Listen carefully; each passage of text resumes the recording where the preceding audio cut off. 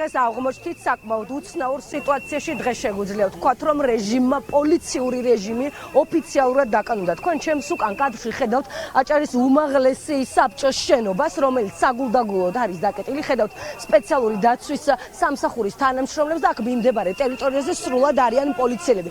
არა მარტო გარეთ, არამედ შენობის შიგნით.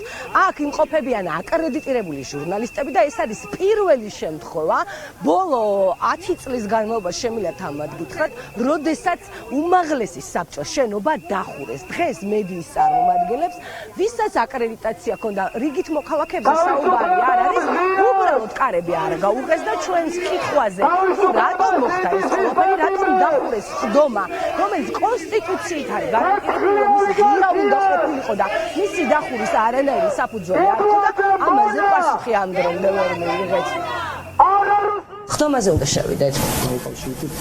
თქვენ პრესცენს დაუკავშირდნენ. გვაქვს აკრედიტაცია. დაცვა დგას ეგ რამე ახალი წესია?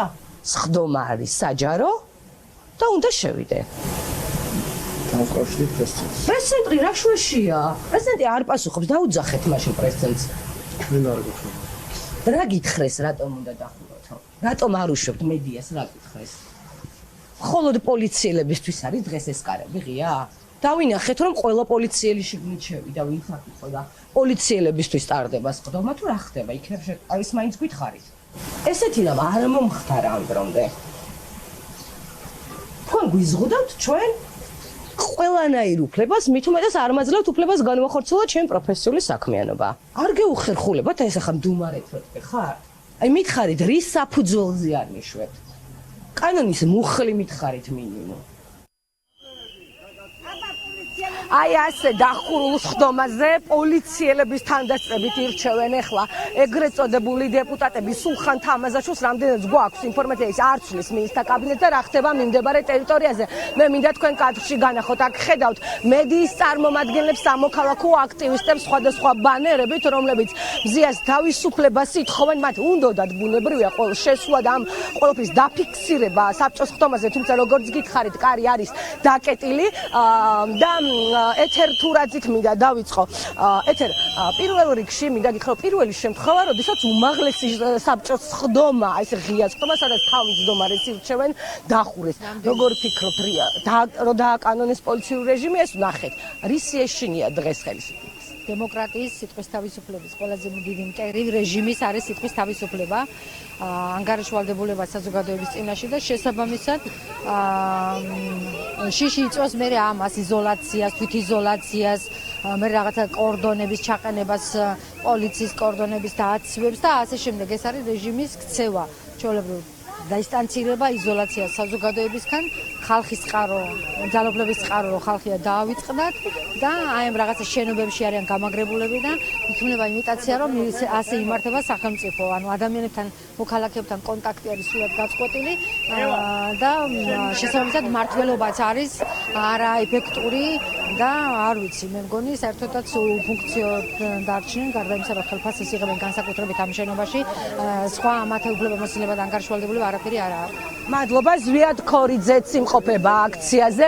ბატონ ზვიად, როგორ დავამარცხოთ დიქტატორი და რა სიტყვით ამ პოლიციურ რეჟიმზე, რაც დღეს ყველამ ვნახეთ, ხდომა დახურეს. მედიისთვის ყველაფერს ზღუდავენ და ფიქრობენ, რომ გაგვაჩუმებენ. თქვენი შეფასება როგორია? მედიისთვის კი არ დახურეს დღეს ხდომა, ნატო. დღეს ხდომა დახურეს საზოგადოებისთვის. ყველა მოქალაქეს დაუხურეს ხდომა, იმიტომ რომ წარმოუდგენელია ასეთი რამ, რომ უმაღლესი საბჭო ნიშნავდეს მთავრობის თავმჯდომარეს და ეს ხდომა გამოაცხადონ მათ დახურულად. უბრალოდ ეს კიდე ერთხელ უსვამს ხაზს, რომ ეს უმაღლესი საბჭო არის არალეგიტიმური. ის მთავრობა, რომელსაც ირჩევენ ახლა, ნიშნავენ, ეს არის არალეგიტიმური მთავრობა და ამ არალეგიტიმაციას უსვამენ ისინი ხაზს დღეს. ამიტომ დაემალნენ ისინი საზოგადოებას, სხვადასხვა ჯგუფებს, მედიას. ამიტომ გადავიდნენ აი ესეთ დახურული კარს მიღმა მუშაობაზე. ეს მეტი არაფერს არ აჩვენებს, რომ ამ მიტაცებული ძალაუფლების წყარო არ არის ამ მიტაცებული ძალაუფლების წყარო არ არის ხალხი. ამ მიტაცებული ძალაუფლების წყარო არის მხოლოდ და მხოლოდ ბიძინა ივანიშვილი და მისი ერთგულება. და ამას ადასტურებენ კიდევაც, რომ ჩაკეტეს ყველა ჭიშკარი, ჩაკეტეს ყველა კარი ყველა პანჯარა გამოიკეთნენ შიგნით რომ ვითომ აირჩიონ დანიშნონ მთავრობა. ეს არის ფიქცია, ეს არის ტყუილი, ნიშნავენ აჭარის მთავრობის თავმჯდომარე ადამიანს, რომელიც არის საქცირებული თავისი პოლიციური საქმიანობის გამო.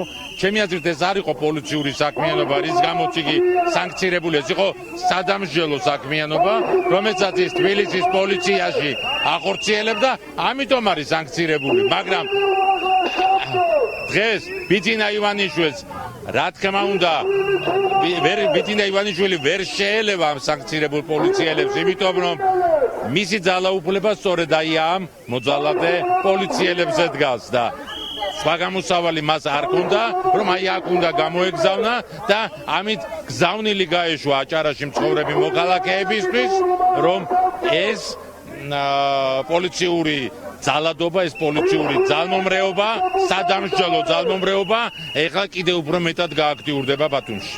მადლობა. ნატა, აი ეს არის კიდევ ერთხელ გაჩვენებ ჩვენ ვითარება, მე ვთხოვ ოპერატორს გაჩვენოთ პლაკატები, რომლებიც აქ ბანერები მოტანილი აქვთ სამოქალაქო აქტივისტებს, ჟურნალისტებს და აი ამ კაბინეტში, აი რომელსაც ახლა თქვენ მაყურებელი კადრში ხედავს, მიმდინარეობს ხდომა. ეს ხმები ძალიან კარგად ესმის, როგორც სულხან თამაზაშვილს, ასევე იმ ეგრეთ წოდებულ დეპუტატებს, რომლებმაც მიიღეს გადაწყვეტილება და დღეს ხდომა დახურეს იმისთვის, რომ მათ არ გაეგოთ მოქალაქეებისმა, თუმცა ესმის და აქვე გეტყვით იმას, რომ სულ რამდენიმე წუთში სწორედ აქედან გადავინაცვლებთ ჩვენ ბათუმის საქალაქო სასამართლოში, სადაც დღეს მზია ამაღლობელის მორიგი სასამართლო პროცესი გაიმართება და რამდენადაც ჩვენ გვაქვს ინფორმაცია, დღეს ბათუმის პოლიციის უფროსი ირაკლი დგებუაძე უნდა დაიკითხოს.